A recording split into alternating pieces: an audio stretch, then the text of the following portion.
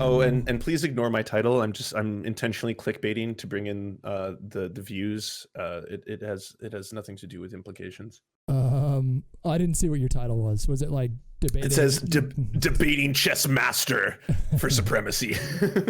Okay, so we had planned to discuss immigration, but I figured we could just sort of do like a general check-in with how the Biden administration is doing so far in its first couple of months.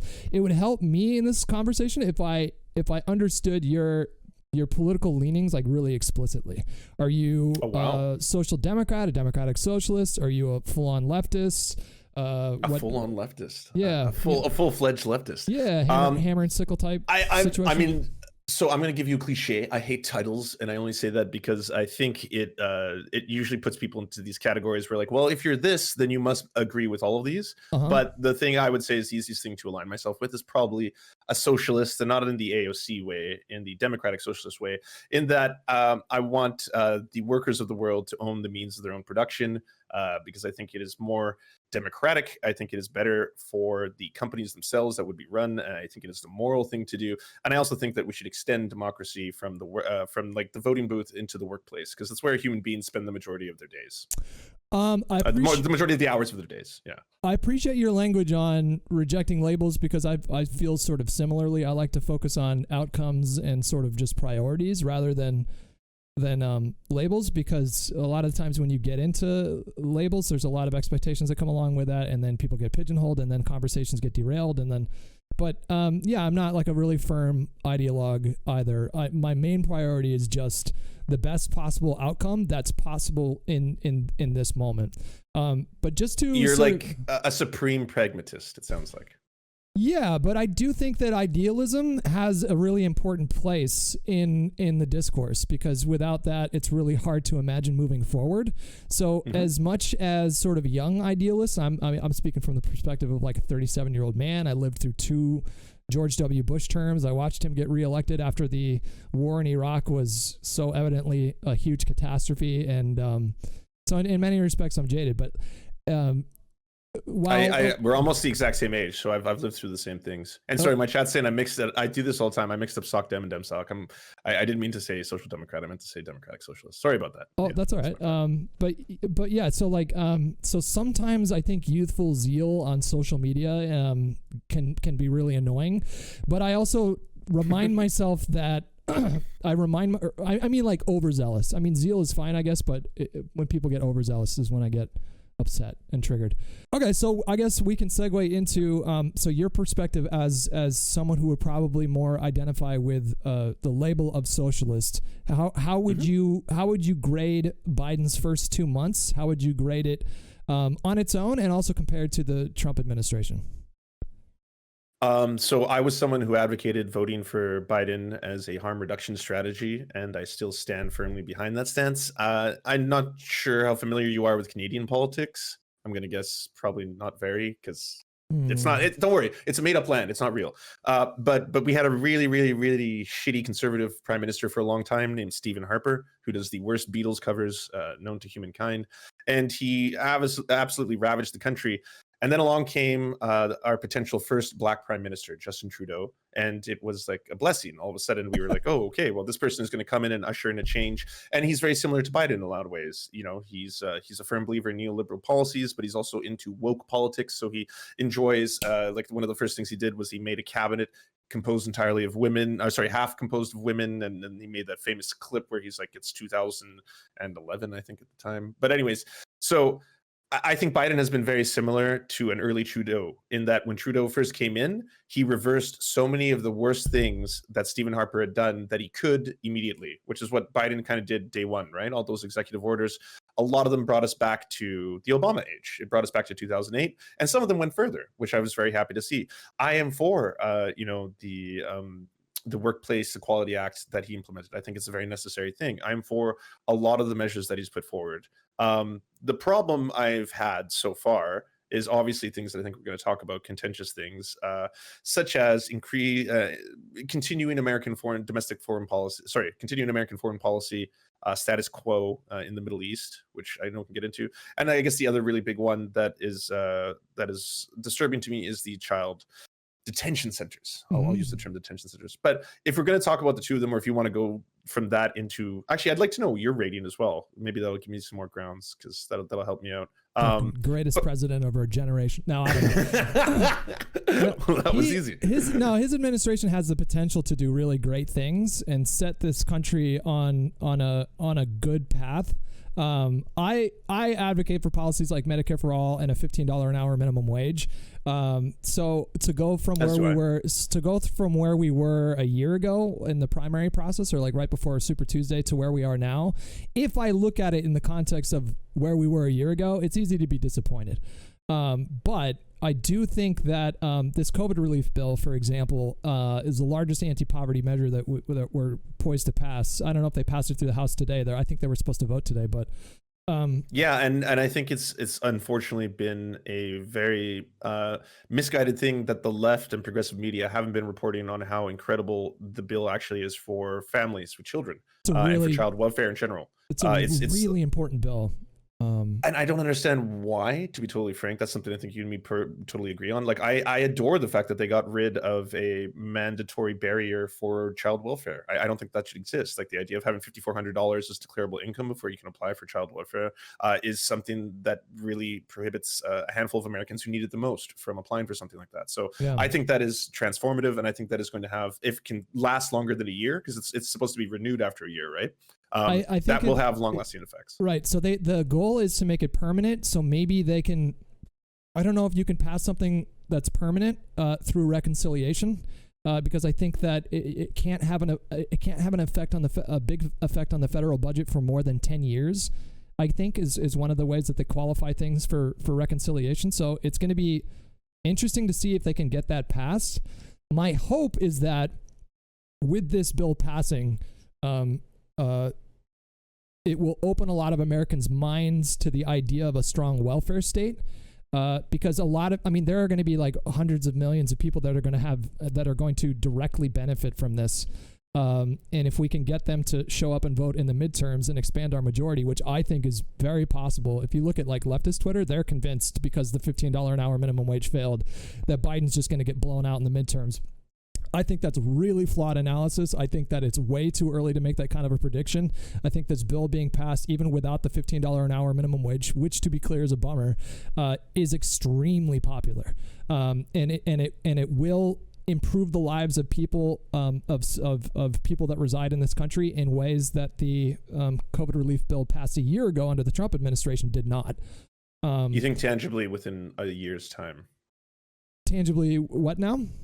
Potentially, like, you're worried about the 2022 midterms, right? So would have to take effect. I know, but I'm saying in terms of how it's going to affect politics, how it's going to affect the electorate. You're thinking that within a year's time, this bill will help enough Americans that by 2022, it'll make a significant change in the polls.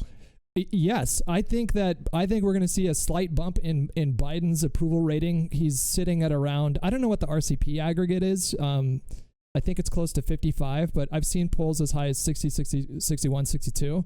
I think we could see that bump up like another 5 points after this bill passes, maybe like a little bit more as people start to get the economic assistance that is laid out in the bill. And I think that has tremendous potential to open people's minds, like I said, to the idea of a strong welfare state.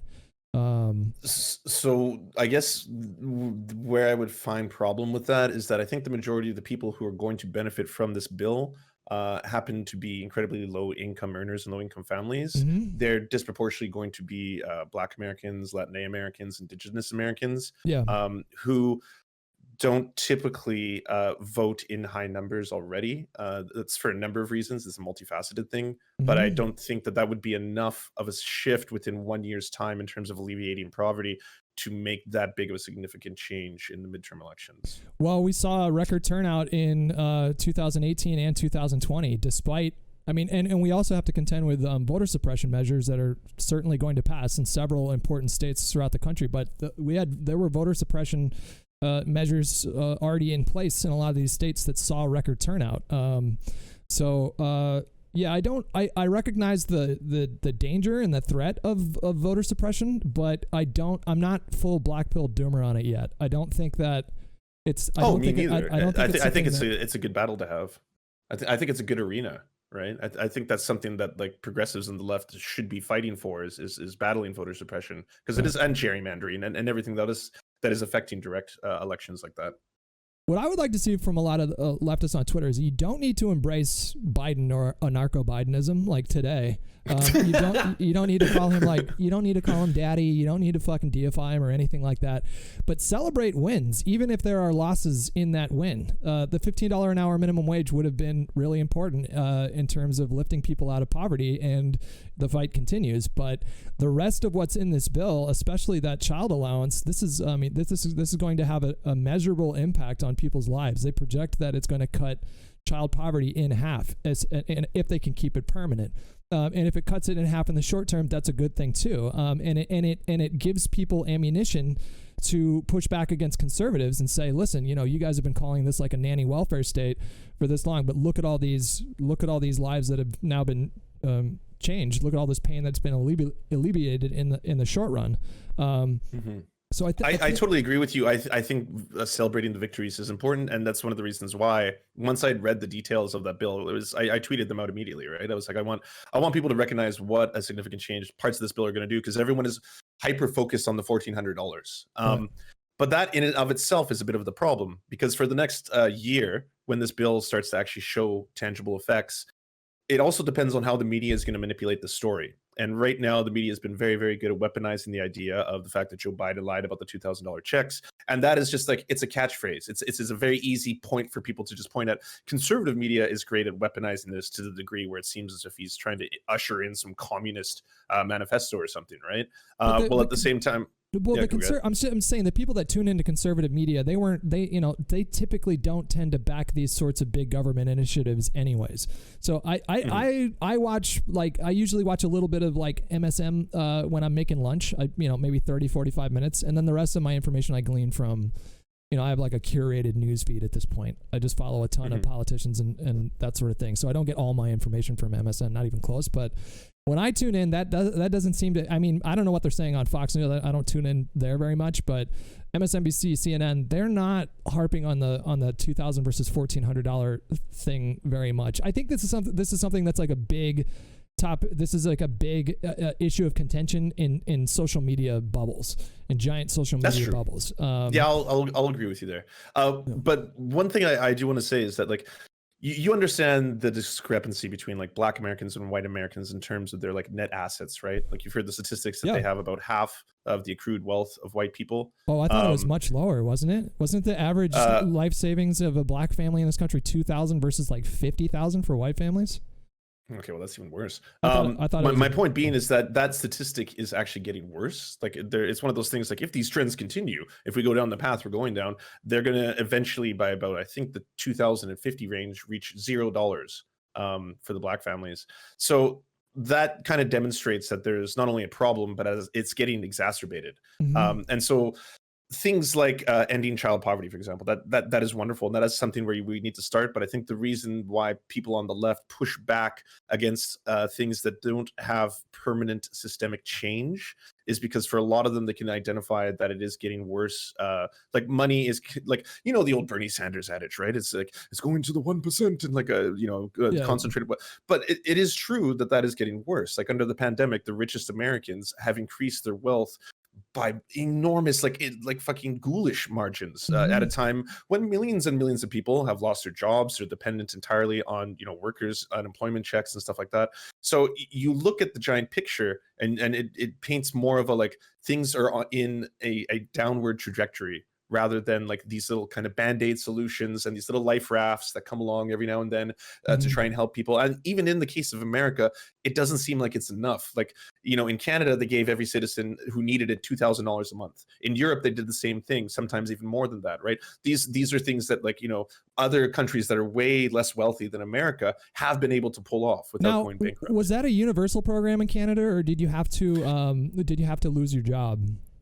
So you had to fit a set of qualifications, which included, it could be, I am unable to work, but it wasn't given to people who were earning income. So it wasn't a universal basic income. And did it was last more of like the whole pandemic, or did I thought I read something about it? It didn't last the whole, no, it didn't last the whole pandemic. It lasted for about 7 months though. So you got to imagine for 7 months, like it's such a double whammy to try and tell everyone you have to stay at home. This is the best way for us to save lives. And simultaneously, for people who are frontline workers who can't work at home, what are they supposed to do for like a year? Right? Yeah. And that's one of the biggest problems I saw with the American system, being that America is the richest country on earth as of right now until China takes that over.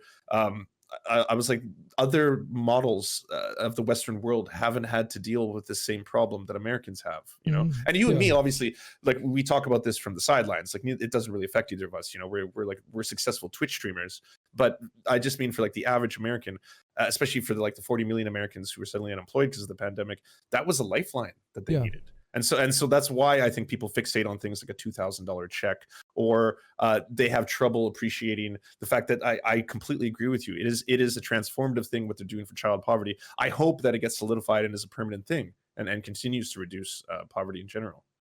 And as you know, this is, I mean, that's going to be a really difficult fight. I mean, if you had a President Bernie Sanders right now, I wonder what you think he would be doing differently. Obviously, like if we had a Bernie Sanders president, that does not mean we get a $15 an hour minimum wage.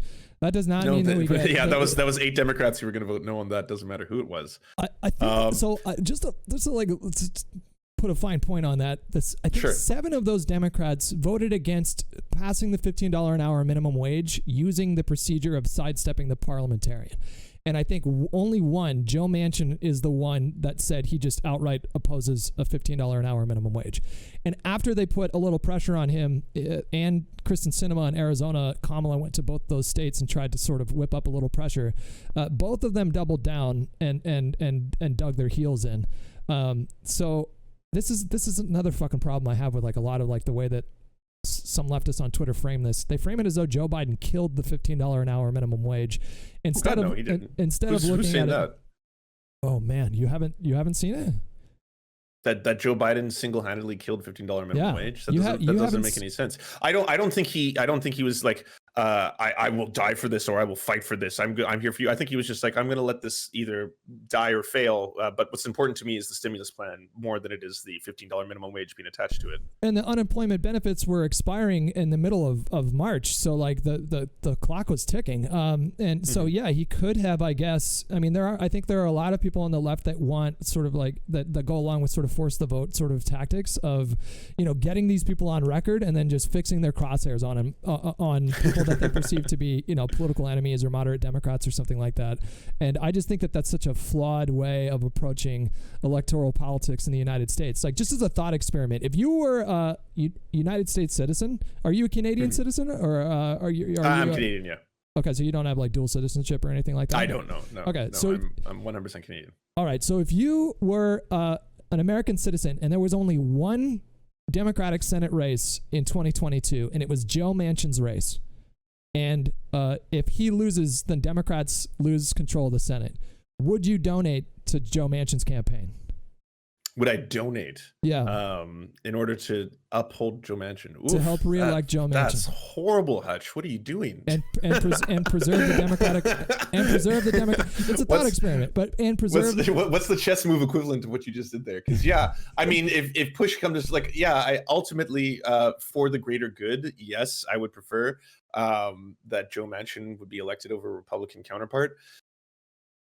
Here's the problem I have with all these though, and this is kind of like my problem with the trolley train in general. And by the way, I answered your question, so I'm not trying to weasel out of it. Yeah. But is that why can't we be asking for something better instead of asking to preserve the shitty status quo? Instead of it's that or it's proto-fascists like Donald Trump. It's one of the two, you know. Politics, like baby. It's politics. That's just the nature of things. That's just the nature of things. I guess that's it. But it's like this $1.9 trillion passage of a bill. I think, and I agree with you, a lot of it is necessary. I do have some problems with it, such as like money going to private insurance companies, stuff like that. But why isn't there also an argument or a talk in politics right now about taxing the uber wealthy, about returning some of the incredible amounts of wealth they've accrued at the suffering of a whole bunch of Americans during this pandemic? Like, I don't even have to get into like a big left-wing thing here. Like, everyone can see just by the raw numbers that people like Jeff Bezos, for example, enrich themselves at the hands of human misery, quite literally, when it comes to the pandemic, right? Mhm. Because they had a lot of things that we need that are essential. Like I'm not going to stop using Amazon if I'm not allowed to get a handful of things by going to a store anymore. So I need to use it, as is the case with tons of people, right? It became less about convenience than it became about necessity. Back in the day, it wasn't a radical thing for Americans to have really high rates of taxation for the rich and the corporations. And I understand that once you get to a certain level of wealth in just in general, it doesn't matter if you're Canadian or American, your assets all of a sudden are in things like stocks, and they're in the liquidity of your business, for example. So you can declare $0 at the end of the day as your income for the year. And so that's just like direct taxation in that form doesn't work. But we then have to go after, I would say, companies. We would then have to go after the assets those companies themselves have. Because there is, I think, it's not even a Bernie Sanders argument to say there are people who aren't paying their fair share at the cost of a lot of other Americans. Well, I think Bernie Sanders has done, to his credit, even though he lost both of his primary races, he is, without a doubt, one of the most influential politicians of the 21st century. Yeah, no question. And I think he has moved the conversation in that direction. Biden ran on reversing Trump's tax cuts. I don't know how he's going to do that without reconciliation. And even if he could do it without reconciliation, it's not even clear to me that he would have all the votes to do that. I mean, like there are probably moderate Democrats in districts all over the country that that their constituents appreciate low tax rates. So I don't know, but I think like that's if you're looking for a short-term solution, I'm not quite sure that there is one, but there is a long-term solution, which is you get people talking about it, which is I think what is happening right now. You see younger demographics in this country are increasingly open to outright socialist principles. And those people will begin voting more and more, and the older generation will die off more and more, and demographics will change, and we're going to be having a totally different conversation in like 10 years, but it's really important that we help elect Democrats in the short term so that we can avoid diving off of a fucking cliff. I agree with you. I just don't think voting is the only thing, you know, like I think voting is one of a tool set that we should be voting, but then we should also be involved in direct action. We should be involved in unionization. We should be involved in establishing worker cooperatives. We should be like voting is in my hand, like one little piece of the puzzle, whereas there's a lot of other things we should be engaged in. I think it's a pretty big piece, but I agree with you that there are a lot of other things that we could be doing. I wonder how you feel about Biden commenting on the Amazon union struggle in Alabama, and from what I read on Twitter, that's his endorsement of their union organizing has turned the tides of that fight. I could be wrong, but I'm sure you're more plugged into that than I am. Well, yeah, I mean, at the end of the day, it's more than Obama ever said, and like you're talking to a person who does not like Joe Biden in any way, shape, or form. But like, I have to give credit when I think things are going to be directly beneficial to, in this case, like the people who are trying to unionize against Amazon. It does have an effect. If Biden, he didn't go as far as I would have wanted, clearly, right? But like, I don't think Biden's going to get up there and be like, abolish capitalism, right? Like that. But I really like seeing Joe Biden come forward and say that, like, you not only have a right to do this, you have a legal right to do this. Like, this is your right as an American worker. Yeah, it's a big deal. Yeah. So it is a really good thing. It's something that I unfortunately, the black pill in me thinks that it won't pass, because these kind of companies have been effective at shutting this shit down before. And I've seen what Uber pulled off in California, for example, also really brought me down. But I love being proven wrong. That one was hard. Prop 22, right? Is that what you're talking about? Yeah. That one was hard because I ended up voting against it. But it was kind of difficult because it was like 70% of Uber drivers were voting against it. I don't know if that's because they had been like propagandized with. Yep. Yes. Every single one of them in their Uber apps was telling them that they had to do this. Like watch. Do you ever watch Adam Ruins Everything? Do you like that guy? Yeah, I do. Yeah, sometimes. Okay, so he was one of the key proponents fighting for it. Fighting against it, and he had so much dirt on what was going on behind the scenes. He's like, every single one of them was told that they had to vote on this. Like, they weren't forced to; they legally can't do that. But it would pop up in their apps. They would get what they were claiming was preferential treatment for having saying that you would support it.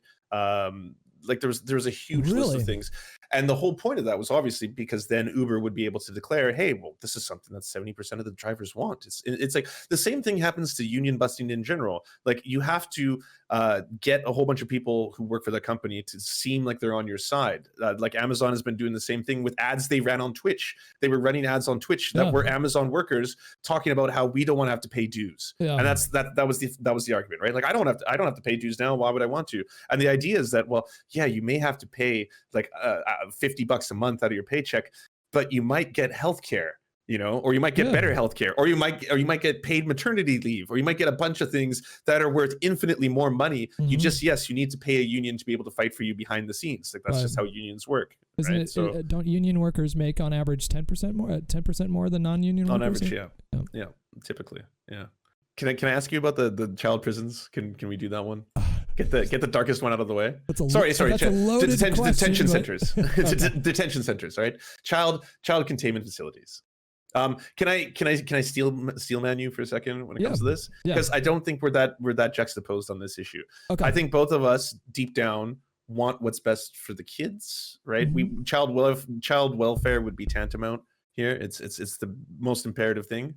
Whereas the argument would be made that it is better to detain them in these detention facilities rather than either A, have them wander aimlessly through parts of America, trying to find a better life for themselves, and B, this facility needed to be reopened because of COVID. Is that all on point? Yeah, and there was some relevant news that came out today too. There was a headline from maybe Washington Post that they had found that there were 3,200 children this month that were held longer than the legal time that's allowed. So they're only supposed to spend 72 hours in the DHS facilities, which is those are the facilities with the images that went super viral. They call it with like ice boxes, like really cold interior, chain link fence, that sort of thing. That's a DHS facility. It's a temporary holding center for if you're an adult. We have catch and release policy now, where they're processed in, they're then released and given a court date. But with kids, obviously you can't do the same thing. You have to get them set up with a sponsor or some sort of a guardian or something. So they're supposed to spend no longer than 72 hours in the DHS holding centers and then be transferred to an HHS facility, which is like the one in Carrizo Springs, Texas, the one that opened up recently, that made all those headlines. And I forgot where I was going with that, but I just wanted to. Okay. I guess I have a couple quick questions. Do you think that they should be put on a pathway to citizenship just by virtue of being kids? We have a process by which people can apply for asylum, and if they're fleeing conditions in their home countries like gang violence, domestic violence. What if they weren't asylum seekers? What if they're just seeking the American dream? My position is I would like for the most amount of people to be able to enter this country as possible. I see immigration as a huge boon to culture and the economy. I don't know if we can say like just unlimited. I don't know if we can do that. That would certainly have like a disruptive effect. But I don't know what that number is. I don't know how to peg that number down. Okay, if there was a utopia, would you be for open borders kind of thing? But you want to do that in the most responsible way, is what you're saying. Yeah, and I think that's fair. That's a totally pragmatic answer. I think open borders would ultimately be like the ultimate goal. That would be great if we had like free travel and that sort of thing. But I also take a look at what is possible and what is practical. And there's just I really doubt we're ever going to get that sort of a system in my lifetime. But that would be the goal for me. So the thing I personally take a lot of offense to when it comes to the child detention facilities of Freudian slip of Biden at this point, is that if we're caring about the child welfare, if that's tantamount, then what we have to propose is that what we're doing with our money, the dollars spent, because you as a taxpayer, as an American, are spending money on this procedure happening, right? That is going to be in the children's best interest. Whereas I do not think that there should be private companies or corporations involved in this process whatsoever. That to me is one of the most offensive things about this. These private companies, and in the case of the one in the child containment facilities, it's called BCFS. has a long and sordid history of horrific acts and well-documented acts, everything ranging from horrid conditions to mass child sexual abuse, which has happened, and like it's been reported by multiple outlets at this point. I'm not saying that that is happening directly into this facility. However, having a private corporation run this, and I'm going to cut people off right away who are going to say like it's a nonprofit, Lance, because I can get into that as well. It's still a private company, and I'll get into the nonprofit half of it, but they're not transparent as well. Like there's not direct media access to the inside of the facilities. There is video footage and very flowery looking images. And trust me, when I saw the pictures of the basketball courts and then the Bienvenidos and stuff like that, it looks better than advertised. But still, this is something that would have to be not within the private realm. I don't think people can personally profit off this, which I find is just ghoulish to me. And also, it has to be completely transparent inside and out. I don't disagree with you there. What the problem is right now is with Biden is he ran on having a more humane immigration policy, and word of that spreads. So you have people in places like El Salvador and Guatemala and Honduras and Mexico that hear that somebody who's softer on immigration just got inaugurated, and that leads to greater numbers of people showing up at the border, and it strains capacity. The problem is that Biden walked into this mess only being given access to the tools that were already set before the time he got there. We don't have... I agree with you. The private sector shouldn't be a part of the prison industry whatsoever, whether that be detention centers or holding temporary influx centers at the border or prisons. I was happy that he got rid of federal private prison contracts or signing new ones, and it did alarm me that he kept private prisons or private contractors to deal with the immigration process. But however, there are no good solutions in the short term. If you don't utilize those private facilities, we're already strained to the max right now, and we're seeing a huge surge at our border right now, which is the price that you pay for having a humane immigration policy. I think so. I think the huge amount of immigration that's happening to the United States is in large part due to the United States. It's because of the United States drug war, which is making living conditions so horrid in a lot of Central and South America that is leading to these huge influxes of immigration. That is also going to increase as the climate change increases as well. You're going to have millions of climate refugees also seeking refuge in richer nations like America. There's always going to be immigration problems and issues of that with borders, as long as there's discrepancies between nations and opportunity within them, right? If we think that there are problems now with surges of refugees and migrants and asylum seekers, just wait until we're like 20 years from now, and there's going to be a considerable amount of climate disruption. Wasn't it estimated that like a quarter of the world would have to move inland in 20 years or something like that? I mean, it's like a massive... Actually, I don't know. Sorry, my whole chat is saying that they can't hear me anymore. My mic is messed up. Can I switch to one of the other ones and you can tell me if it's horrible? Sure. How's this? It's probably worse, isn't it? No. There's no static. Sounds good. Okay, perfect. What was I going to say? So climate refugees. Sorry, go ahead. Climate refugees, yeah. But you also mentioned the drug war. I mean, you could also point to decades of interventionist policies in Central America that have created destabilizing effects that have persisted. Absolutely, throughout propping the up coups all over the place. My dad's from Santiago, Chile, so that's yet another place that the United States has propped up some pretty evil folk at one point or another in their lives. Anybody that ran against America's business interests got fucking cooed the fuck out of there. But pretty much I think that was the official policy for a while. We can have a conversation. We can have I'm sure a long conversation about the reasons why we're facing the crisis that we are. But I don't know how much you want pragmatic solutions, right? Yeah, I'm more interested. I have those for you. Forward. Okay, yeah, let's hear it. I agree. So that's the brand of leftism I personally engage in. I'm a data and logic kind of guy. So I did some research for you because I wanted to come here with some stuff prepared. I did some homework, Hutch, for your pleasure. Nice.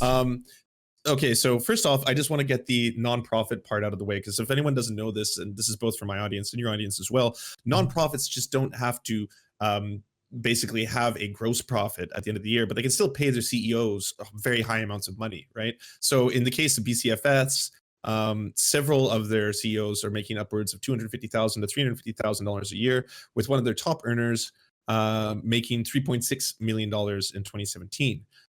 So it's not as if they're not profiting quite a bit off the detainment of children certainly in these the centers, right? Certainly the wallets of executives and CEOs on for-profit facilities, prisons, whatever, you would expect that their paydays would be much, much bigger, right?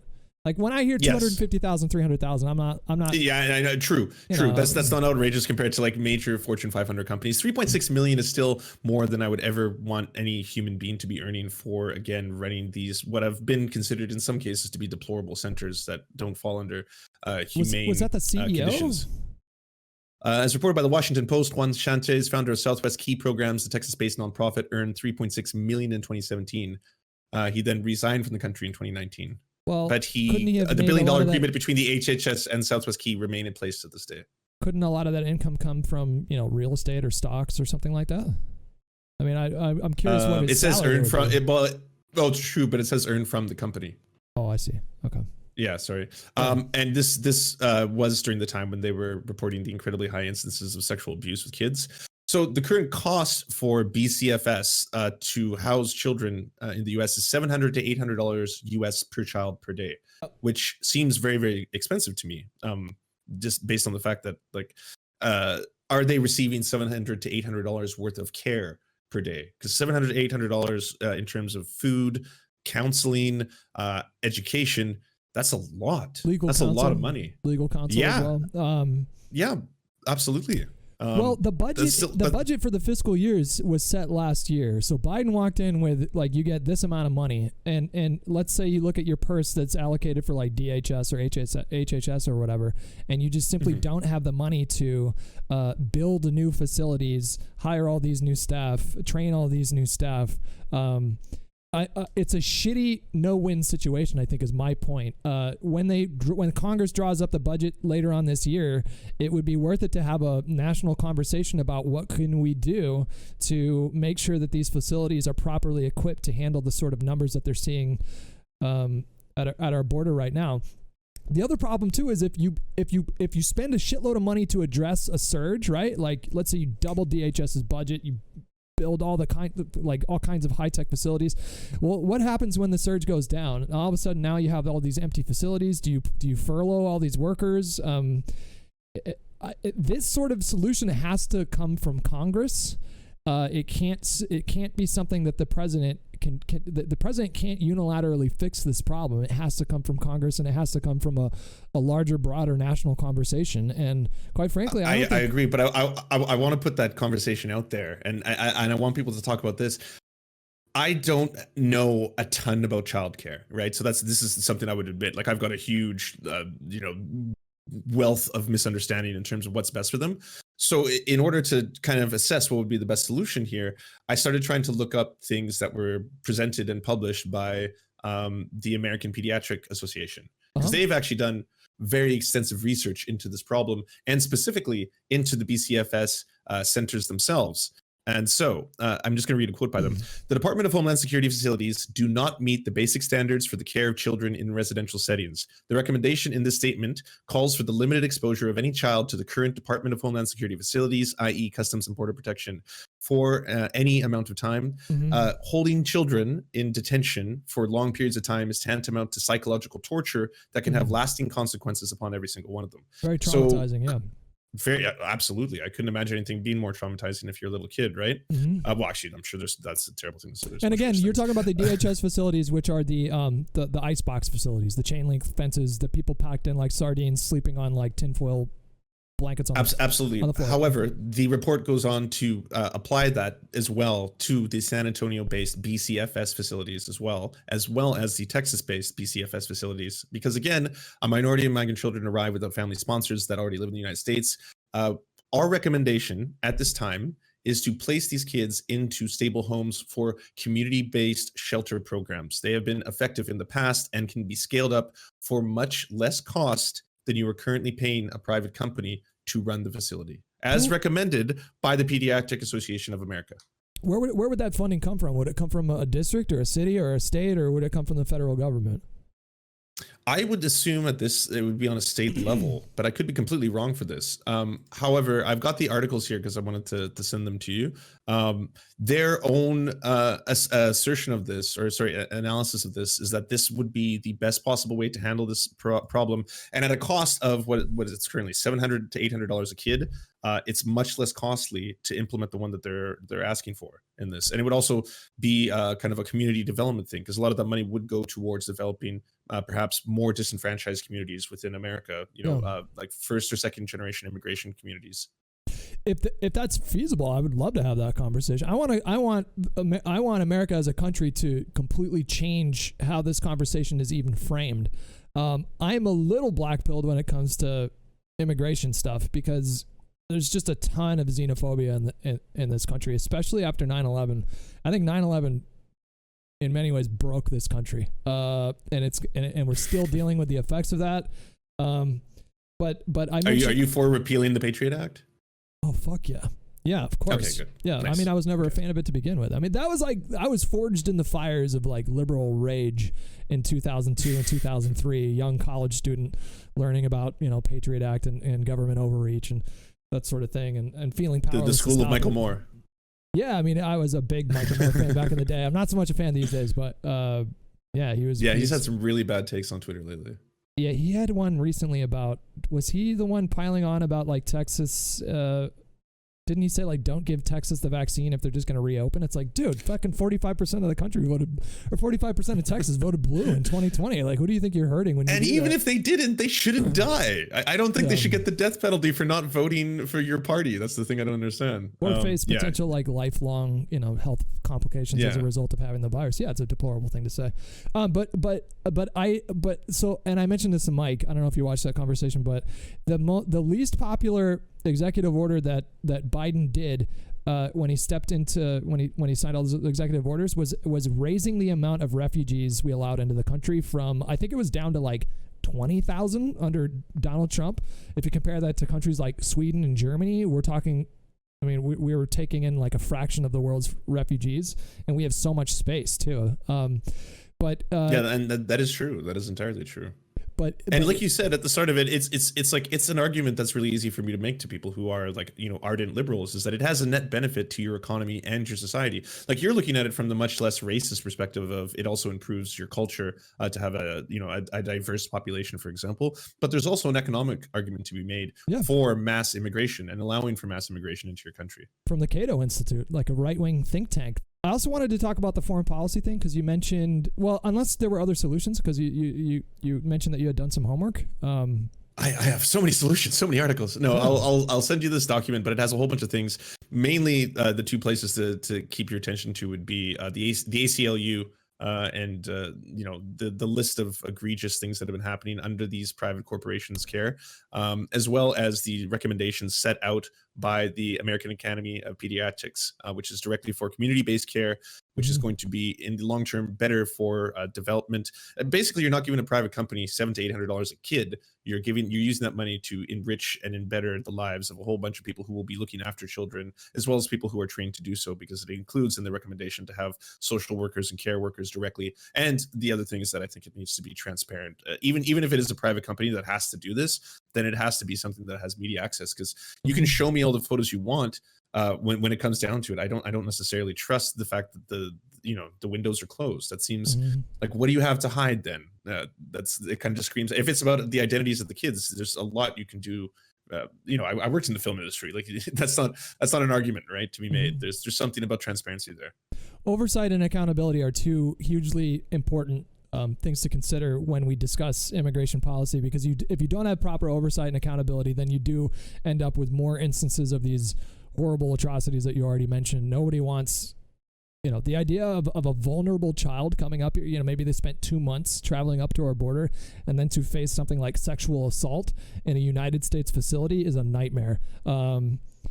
paid for by Americans. Thankfully, so much of there was a lot of awareness raised about this issue. In fact, in 2006 and 2018, when so much of the country revolted against Trump's unfathomably inhumane child separation policy, that ended up, I felt pretty encouraged by that, because he tried to do all this heinous shit, and almost every step of the way he was thoroughly rebuked. And then we voted him out of office. We took the majorities away from the Republicans in the House and the Senate. So you can change people's minds, but you need to start these conversations now. And if you reduce these conversations to sort of like these talking points, and if you make an absurd claim like Joe Biden's immigration policy is simply a continuation of Donald Trump's, well, then you're not really helping people to understand what the problems are, and you're certainly not helping them to understand what the possible solutions are. Yeah, and I'll agree with you. I don't think I'll agree with you on the point that I don't think it's fair to say that they are identical. I just, for me, it doesn't go nearly far enough, which is why I will push up against Joe Biden and people who think that like this is a tangible solution, because I think there's much better things to be done in this scenario. Especially, like, I love the idea behind getting rid of the word undocumented alien, because it's dehumanizing. And it's true, when we stop dehumanizing people and language, it goes a long way. But that to me is like, it's very surface level in terms of what needs to be done, and immediately, right? So to celebrate that as like, oh, we have ended racism and we've ended discrimination against immigrants by this one act, right? I think you should celebrate that was done, and you can definitely say, this is better. This is much better than Trump. But the bar with Trump was so fucking low that that's why I want to hold someone like Joe Biden, who I feel I have more malleability with, to a higher standard. You can influence someone like Joe Biden with enough public pressure. You can. I don't know about me, literally. Yeah, I know. The two of us. We're having delusions of grandeur right now. Just tweet at him. I mean, you as a part of a collective of people that are using your platform to raise awareness of these issues. Foreign policy. Well, what I was going to say was that in some ways, Joe Biden's immigration policy is literally the opposite of Donald Trump's immigration policy. Donald Trump's policy was to turn these kids away at the border, keep them in Mexico. Who the fuck knows what's going on along the southern border? I don't know if you're aware, but they had these tent camps along the southern border because we brokered this deal with the Mexican government where they agreed to keep these people in Mexico. And what happened was a whole different kind of a humanitarian crisis. It didn't get a lot of press, as far as I can tell, but these were tent camps that had tens of thousands of people in like really awful living conditions. And one of the first things that Joe Biden did when he took over was to reverse that policy, and then allow people to come into the country, apply for asylum. If they're adult, you release them, you give them a court date. If they're a kid, take them to another facility, process them as quickly as you possibly can, which I agree, it's not quick enough. And that is one thing that you should be putting pressure on Biden to address. But I think the bulk of your energy would be better spent focused on pressuring Congress. Congress needs to pass a bill to address these problems and not put a Band-Aid on them. Oh, absolutely. No, you see, I agree with you there. I think people, like, you start thinking of politicians as these kind of like blobs, as if they control everything. I agree with you. Like that doesn't actually happen. And the same thing for when it comes to, if we're going to discuss military, domestic policy, foreign policy. Like I posted a meme that a lot of liberals were really mad about how, Biden is basically continuing the policy of bombing, brown people overseas. I got upset about instead that of giving too. people. Yeah, instead of stimulus checks, right? Instead of providing, yes, I'm fully aware that there's a difference between the two like branches of government and how they spend money, right? Like discretionary spending versus the military budget versus fiscal policy. I understand that there's a difference between how the Federal Reserve is capable of using its discretionary spending as well. So.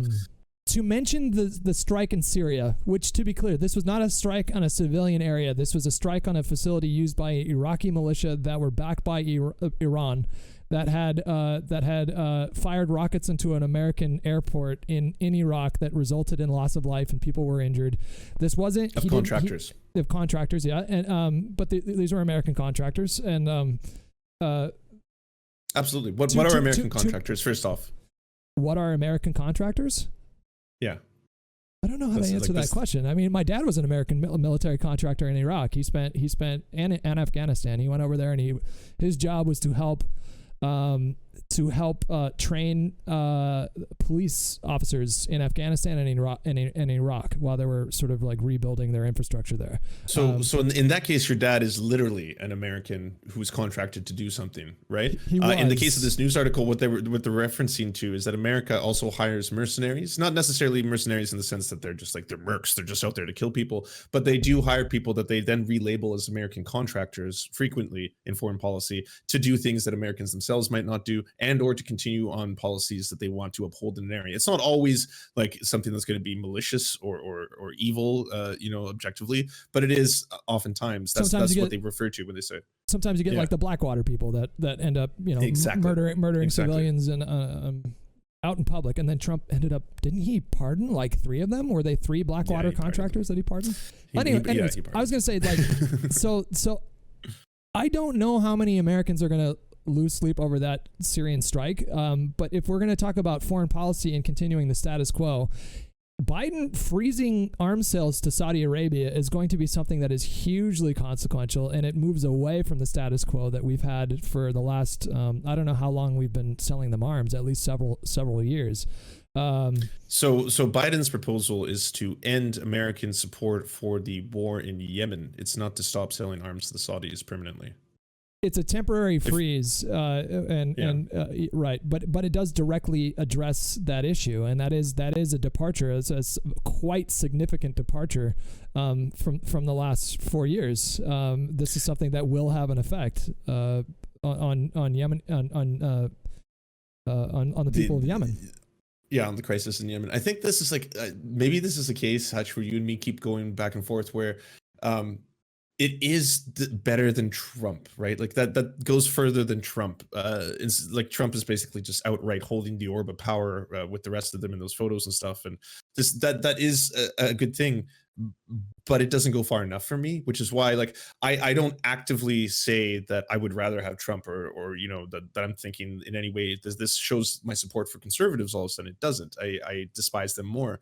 I would just like to see them take this further. I would like to see an end to American interventionism and domestic foreign policy as is in almost its entirety. I don't think that there is a pragmatic answer for me to just say withdraw everything, end it all, and allow the power vacuums to be what they are, because that is what creates things like ISIS, right? That is what creates those kind of things wherever there is a power vacuum.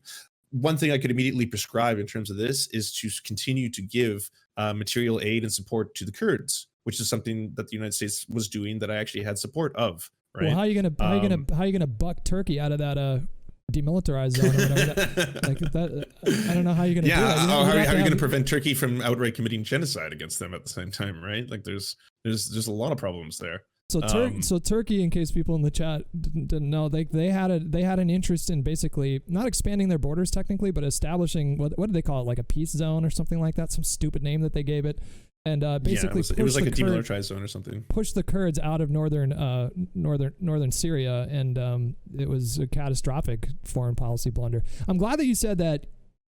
I think a lot of people just their approach to foreign policy is like, you need to pull everybody out right now. You just need to pull every single American troop home. But there are serious consequences to doing that. You mentioned ISIS and the power vacuum in Iraq following the failed reconstruction era of the. But that to me is one of the greatest American war crimes in history, right? The fact that there was over 500,000 civilians and children who died in the Iraq War, and then America's mismanagement of that created the power vacuum that allowed ISIS to be created. Like that to me points towards just an absolute disaster of American foreign policy. That's why I want to see huge changes. To be clear, I'm not defending the decision to invade Iraq. There was this Iranian-backed militia, and they fired a rocket, and it ended up killing some American contractors. Do you think that the move for Biden would be to not respond? To not respond with a airstrike on a foreign country, yes, that would be it. I don't think that these things have to be. It almost feels like posturing sometimes. I know this is really reductive, but like, they did this so we can respond with this, and it's might versus might. And they've done a little thing so we have to demonstrate that we have might in return, right? I think it would go a lot further in places like Iraq, in places like, I'll get to Iran next, right? But in places like Iraq, the rebuilding effort of the United States, in my opinion, is beyond lacking, right? It was almost like non-existent. where does the power vacuum itself come from that creates these kind of insurgencies? Where do the power vacuums come from that create these kind of well-funded militias?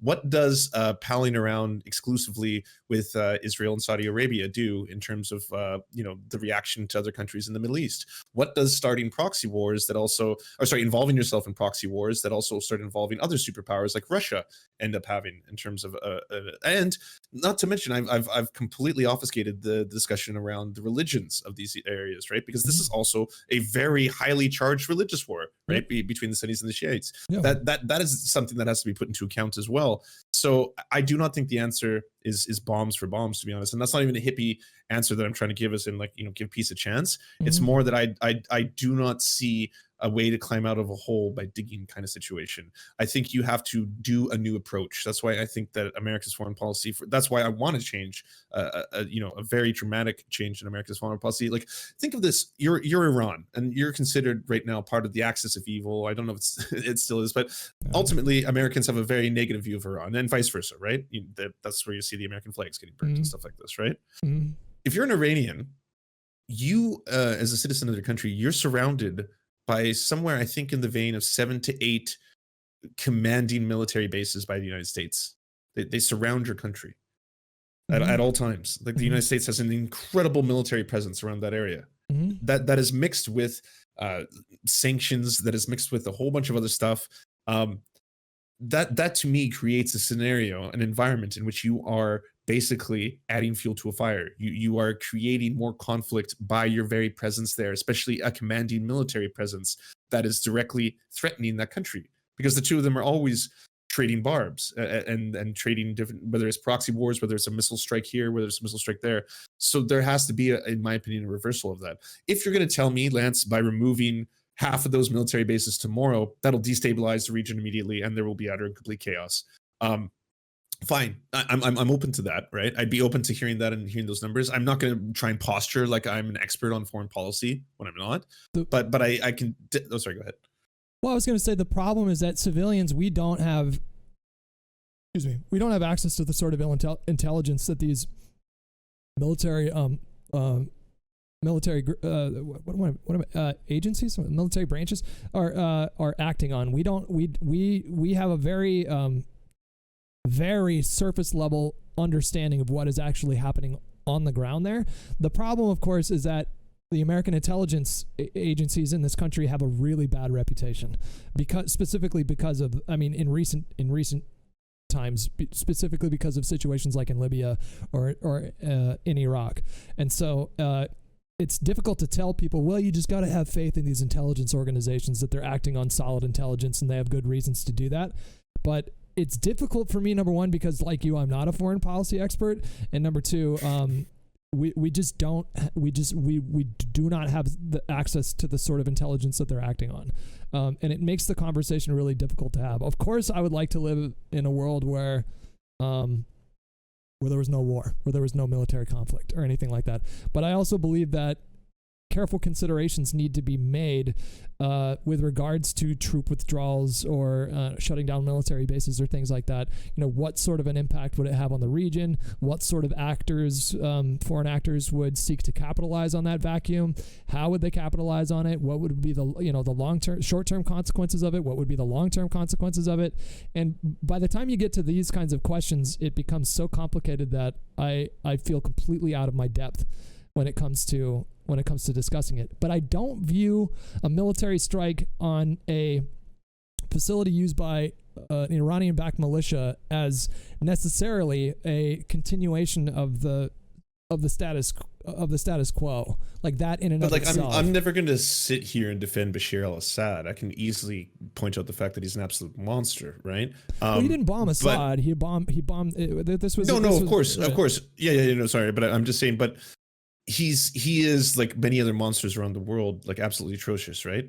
That doesn't, in my mind, give the United States justification or opportunities to intervene directly in that country's foreign affairs. And I think the two of us have kind of what about support for the Kurds? What about support for the Kurds?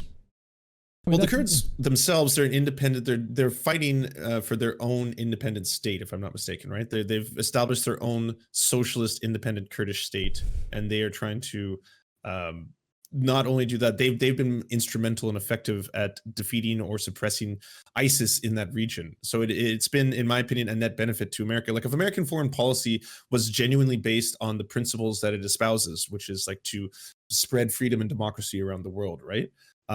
Whereas most of the time, I think it's way more about maintaining geopolitical power and resource management is typically what guides the principle of American foreign policy. If that was their case, then doing things like, and I know the problem here is that they're not materially supporting the Kurds because they want and believe in the freedom and righteousness of the Kurdish people. Yeah. They're doing it because it benefits them. It's like enemy of my enemy or something, right? So that's what's important to them. But so if that, so be it. If that's what foreign policy in the United States is going to be spent on, I would rather it be spent on something like that I see as a net benefit to both sides. Mm-hmm. Yeah. Okay. I mean, I'm not sure how much we disagree on this. I think we. Okay, fair enough. Okay, how about this? I think we mostly agree. What about the military-industrial complex itself? Because I think we've kind of skirted around the fact that this is also a for-profit war machine, and it's an incredibly profitable war machine. That ship has sailed, and I wouldn't have the first fucking clue of how to dismantle it. I mean, do you have any ideas? Like Bernie Sanders didn't propose something to that. Like that is, you're right. That is how deeply entrenched. He said he would use drone strikes, and he said he wouldn't rule out the use of drone strikes, and it pissed a lot of people off. But would we rather be sending in like 100 troops or 200 troops into a region to, like look what happened. We didn't have drones in Somalia in the early 90s, and look at that fucking debacle. I mean, how would that have played out differently if we had a different kind of technology? And but then you have to ask like how many civilians would have been killed with something like that. Like I have no fucking idea how to dismantle the military industrial complex. That is so beyond my capacity to even begin to tackle that problem. But I agree. Well, I'm not going to posture like, okay, well, I've also got a prescriptive solution to that. What you got to do is you nationalize the military-industrial complex. You know what? I would actually not be opposed to that because I don't think, again, there should be a profit incentive in murder, death, destruction, and chaos. I don't think there should be a profit incentive behind healthcare. I don't think there should be industries. How do you nationalize war? Like how do you turn that into like an economic... I mean, right? And then the question would be, once it has direct democratic control, because it doesn't. We have a bunch of private corporations, like Raytheon, for example, are the key manufacturing weapons and arms manufacturers. And so what the government does is they contract out to them, and then those people get to sell it to other countries. America sells it directly to other countries, but then those private corporations like Raytheon then turn a very cool profit. Yeah. And members of the Biden administration happen to have stock in Raytheon, so they stand to profit from the war profiteering itself, right? All of that to me is just like, it screams, do we not see this as not only a conflict of interest, but this is just fundamentally wrong? Like something we'd like, I like this. It's just one of those things like is innate in me. It's kind of like you don't like watching like a puppy suffer, or something like that. That's just one of those things. Like I don't need to really get into why I find this wrong. Like it seems to be self-evident to me. I would support legislation to force public servants, public officials, to force them to divest from all their stock investments while they're serving. I would wholeheartedly support that. We totally agree on that then. Yeah. Well, you got to get 100%. You got to get that passed through Congress. So I don't know. What's your proposal with Congress? Like, just abolish Congress, reform Congress. I might abolish the change Senate. Congress. I might abolish the Senate, to be honest with you. But I would. Well, it's very unfair the way the Senate works in the U.S. That every single state has only 2 senators, and some of the most populous states still get 2 senators. That makes no sense to me. 40 million. That to me is cartoonish. 40 million Californians. We get 2 senators. There are like 20 that states. That makes no sense. You could combine them. It's just it's a completely fucked institution. And I think a lack of understanding about the power imbalance of the Senate is what drives a lot of the conversation about gridlock, about false equivalencies between the parties, about, Congress never gets anything done. Democrats are no better than Republicans. Like Biden said he was going to do this. Biden said he was going to do that. Okay, well, everybody makes campaign promises, but you have to pass it through Congress. And it's really difficult with a 50-50 majority in the Senate. But how does that work? So without the Senate, the House passes something and then it goes directly to Biden's table? Is that it? Yeah, it would be more like Parliament, right? Isn't that how most parliaments work? Well, we have a Senate in Canada. It's almost just as useless. Oh, do you? Okay. But How does your Senate work in Canada up there? The prime minister. Well, I think it's the prime minister at the behest of the governor general, who's at the behest of the queen herself. Yeah, I know it's a cartoon. It's not real. It's we still have the queen. Yeah, the queen is our head of state. But anyways, it gets to appoint a lifetime Senate position. I think they're lifetime positions as well. I could be wrong on this. But yeah, it's just as ridiculous. I'm for abolishing the Senate in Canada. I didn't know that was something that was popular in the US, because I would be fine with going forward with that as well. I just wonder, it's not going to be like, isn't the idea and the beautiful dream of America is that we will no longer have the ability for someone to be an authoritarian or a monarch, basically, right? So we have different oversights. That's why we have 3 branches of government. That's why those systems exist. Well, that's why I go back and forth. Either abolish the Senate or really reform it. I don't know, like every 5 million people you get 2 more senators or something like that. Like there are some things that you could do to help fix the problem. In the short term, a more realistic goal would be like DC statehood or Puerto Rico statehood, but you know, and you're for that, because I'm hardcore for that. Well, yeah, of course. I mean, as long as Puerto Rico, if they do another referendum, if they take another vote, and if the people of Puerto Rico want statehood, I think they should be granted statehood. But again, that's not something I don't think that you can. Well, can you? You might be able to pass that through reconciliation if that would have a impact on the federal budget. But again, I mean, these are things that you need to get passed through Congress. And so I think the best thing that even the most ardent leftist on Twitter can do to accomplish their goals, whether that be a $15 an hour minimum wage or Medicare for all, the absolute best thing they can do is help elect every fucking Democrat they can to the Senate. I don't care if it's Joe Manchin. I don't care if it's Kristen Sinema. Like, send them $50, send them $100. It's not an endorsement of their policies, but it's an expansion of that majority. And you're not going to be able to accomplish these things until you expand that majority. Because right now, I mean, I don't know what they're going to pass through the Senate in the next year. They already got their one reconciliation this year. I don't know what the fuck else they're going to, maybe infrastructure, maybe, but it sure does look like the Republicans are posturing to be the sort of obstructionists that they were during the Obama era as well.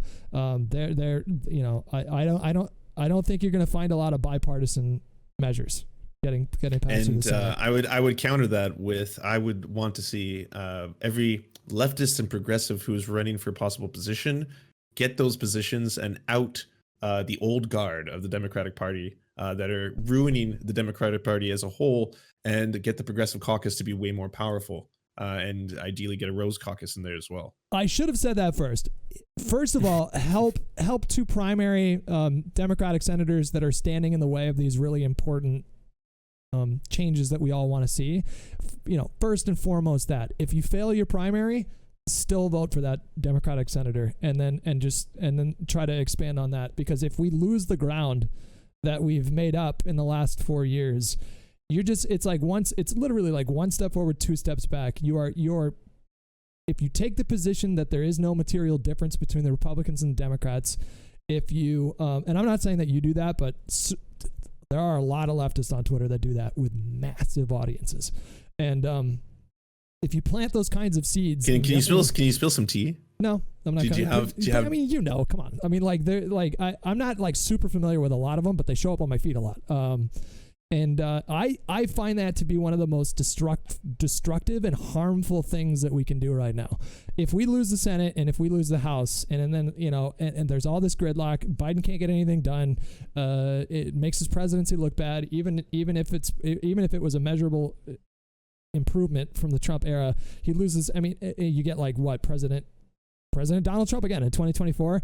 Now you have prolonged the fight for $15 an hour minimum wage for at least another 4 years, probably like another 8 years, because you have to build on these like small little victories. I know that a lot of people are turned off by the idea of incrementalism, but it is just simply a political reality.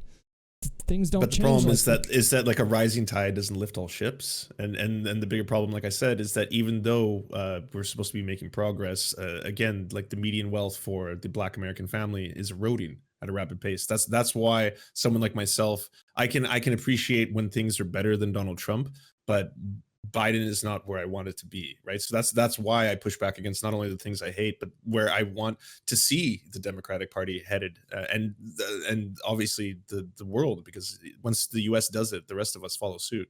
Well, Biden's not where I want him to be either. I mean, he was not my first or second or third choice during the primaries. I would have picked someone like Pete over him, but Pete Buttigieg, really? Were you not a Bernie supporter? No, I was. I donated $1,000 to his campaign. Oh, okay. So it was Bernie then Pete. It was Bernie, and then Cory Booker, and then Julian Castro, and then actually I think Julian Castro probably would have been second, but like I also recognize that those two candidates had zero chance. And Biden was probably near the bottom. However, okay, so Pete's on the list. Why did you say Pete? My chat's going nuts now. They're like, Pete Buttigieg, goddamn, he's a lib. No, Pete would have been like the middle. I mean, it's not like we had like an overwhelming amount of progressives in that race. We only had like. No, you didn't. I'll be honest. That's a pretty acceptable tier list. Mine would have been pretty close. I'll get roasted for this. I would have had Elizabeth Warren up there pretty high. Oh yeah. No, I forgot to mention her. Yeah. I know everyone hates her now. I know she's a snake and everything. Yeah, but she's still one of the only people who has like a record of trying to hold Wall Street, somewhat accountable, even though I know she didn't, but like at least she's the one putting forward proposals that like, I don't find completely offensive. She would have been and my chat's canceling me in real time right now. She would have been a great president. I don't care what your chat says. I'll take the heat for this one. She would have been a fantastic president. She would have been an important spokesperson for the sorts of causes that, most of the people in your chat are probably like really passionate about. They're making Kappa jokes about indigenous representation. Oh God! No, they're allowed. I'll give them a pass. My mother's indigenous, so I see. It's a funny joke. I'll take it. So I mean, what are your hopes for the Biden administration for the next 2 years while we're ramping up? I mean, dude, midterms are already in like a year and a half. Like we're really not that far away.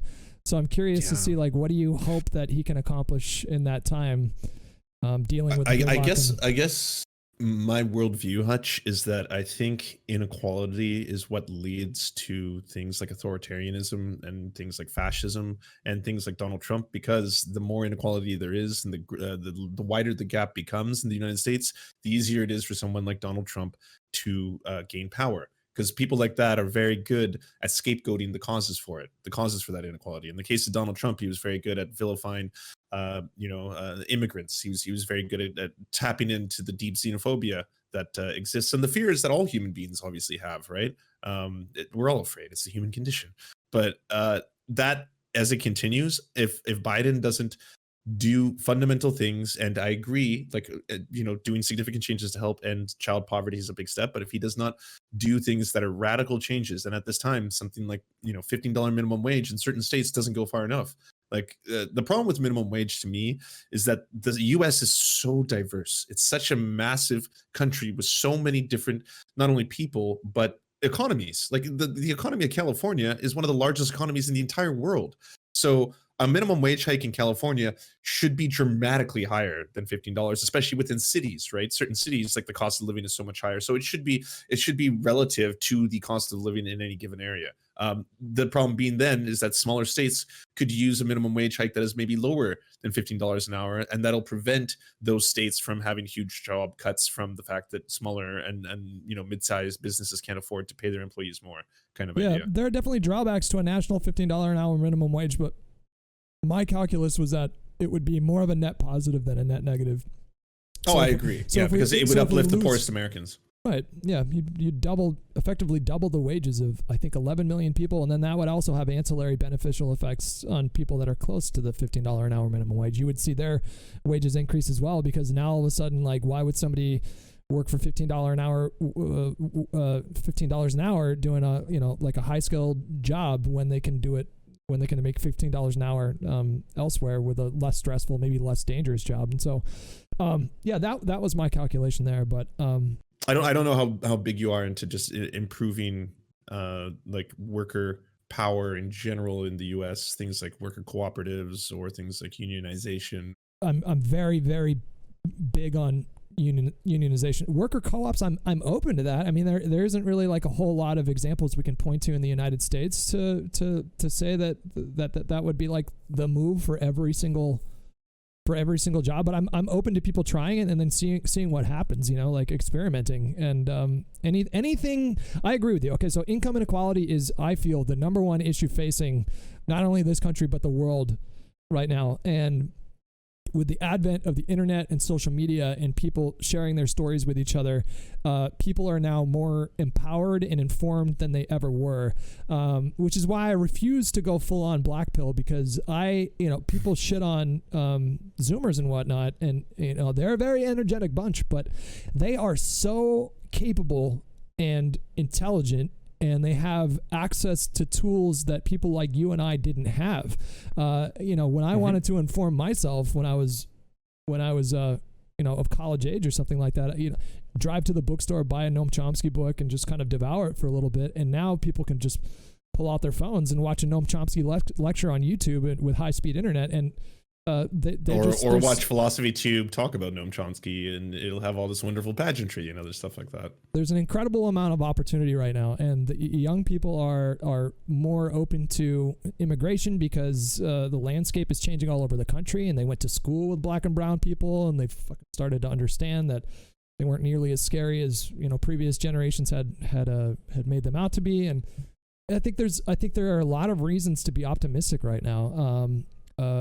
As slow as the progress is, and it doesn't mean that I don't sympathize with the plight of people that are struggling right now. Like I've been very poor throughout my life. I've been fortunate enough to have a really blessed career in this space. I got extremely lucky at a really opportune time and sort of cemented myself in this career that I've been in. But before that, I was like a working class American. I mean, I did not make enough money I barely made enough to get by. And so it's not like I don't sympathize with that, and it's not like I don't agree that there isn't a sense of urgency right now because of the suffering that's going on right now, because people are being paid substandard wages and they don't have access to healthcare like they do in other countries. But there are a lot of reasons to feel optimistic and happy with the current trajectory that we're on. Because if we stay on this trajectory, it will lead to Medicare for all. It will lead to $15 an hour. We're just not going to get it tomorrow. It won't by just voting, though, is my point.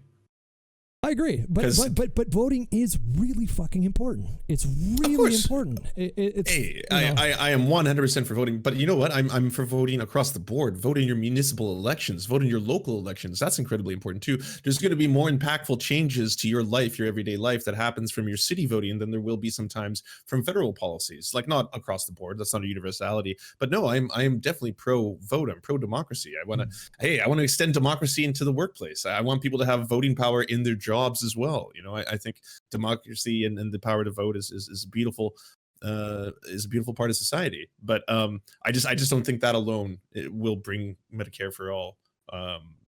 Unfortunately, it takes a lot more. It also has to do something that has a really great impact on the likelihood of something like Medicare for all is how we have these conversations. And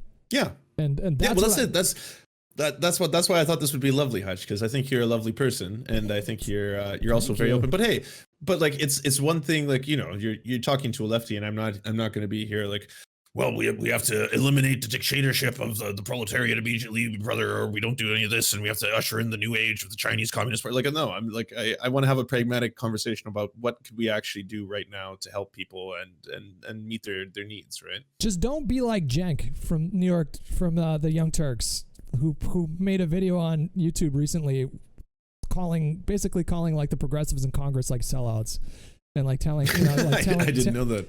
Yeah, you should watch it. It's such a piece of shit video, and it's just he's had a lot of really bad tweets lately.